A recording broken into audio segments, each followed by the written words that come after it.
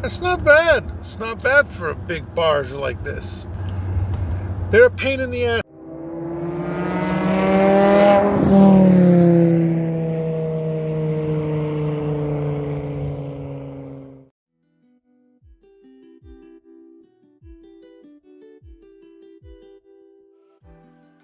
I've been fortunate to own and drive a lot of cars in my time. And while I love a true sports car, I also kind of like a big land yacht every once in a while. There is one car that's kind of a two-in-one. It's big, but due to its aluminum construction, it's lighter than the competition. There's one issue with it though. It's an Audi. And while I truly love Audis, it tends to be a love-hate relationship with the brand. From the very first one that I owned, all the way up until now, there's something special about them. The ride, the feel, the handling, the engineering, they're a little different than other cars. But in turn for being, let's use the term unique,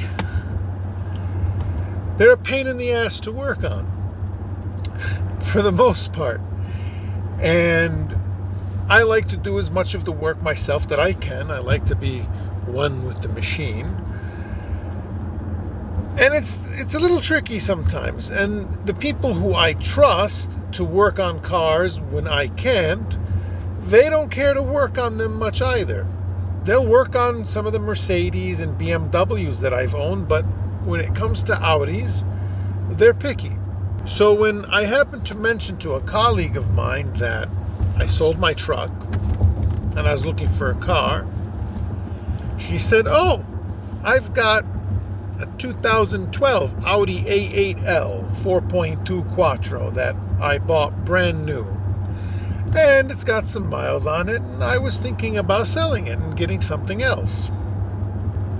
So I went and picked up the car from her and took a look at it and inspected it and got under it and saw that there were a couple of things wrong with it. It had the knocking in the suspension, which is common on these because of how complicated they are. It had a check engine light, which, if you've ever had an Audi or Volkswagen, either you write a blank check or you just live with it. And it had an oil leak. So the oil leak was the first thing I wanted to take a look at. And it was pretty bad. The underside looked like a grease factory is what my friend called it. So we cleaned it up. It looked like it was coming from the oil pan gasket. We went ahead, resealed it, cleaned it, and noticed it was still leaking. Okay, we filled it up with oil and we cleaned everything off. And there's the leak. See it coming down? If you look closely, you'll see the leak appears to be coming from behind the crank pulley. However, after closer inspection, we noticed the leak was starting higher than that. We had to pull the intake manifold to see that it was originating from the oil filter housing, which is a common issue on these cars. So when I made her the ballpark offer, she told me that she would rather just fix it and keep it. I don't blame her. I mean, when you buy a car like this new and you pay 6 figures for it, it's not easy to let it go for a tenth of what you paid for it 10 years ago. I mean, geez, that's about 10 grand a year in depreciation. That's pretty steep. So we went ahead, we found the front upper control arms, they were knocking.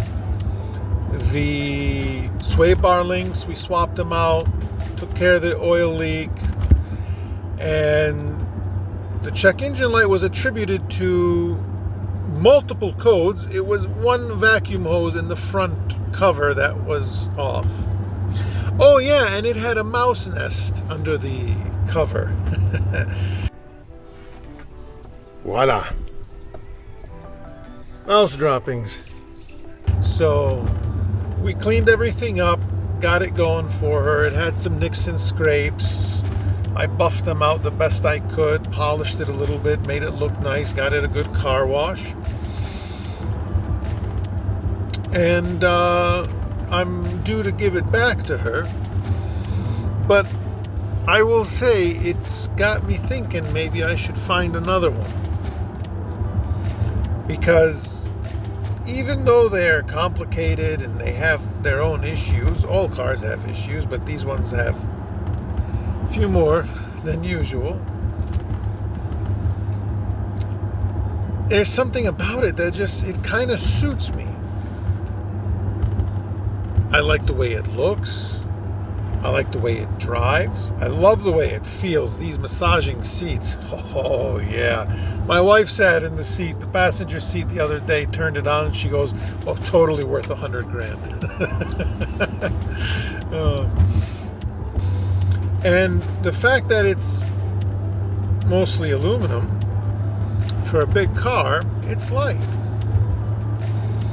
And that 4.2 is no slouch. I know a lot of people, they prefer the supercharged 3-liter V6, but me, I like a V8. I mean, I'm from Detroit. What do you expect? The 4.2 in this one is the FSI, so it does have the direct injection, and it does need the carbon clean out, which has been done to this car, thankfully. But it drives so effortlessly. When I'm merging on the freeway, it just pulls, and rarely does the RPM go over 3,000. It's just very smooth. And driving it out to my dad's the other day, I got 26 miles per gallon. That's not bad. It's not bad for a big barge like this. And you know, you show it some corners, it doesn't shy away. It's got a good feel to the steering. Not bad. Not bad.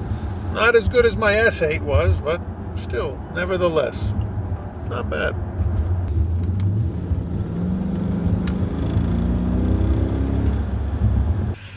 There's a certain presence to these cars as well, even in theater. The D2, the original A8 or S8, was used in the film Ronin, one of the best car films of all time, as was the E34 M5, another car I love. The D3 was used in the Transporter series. Listen to that.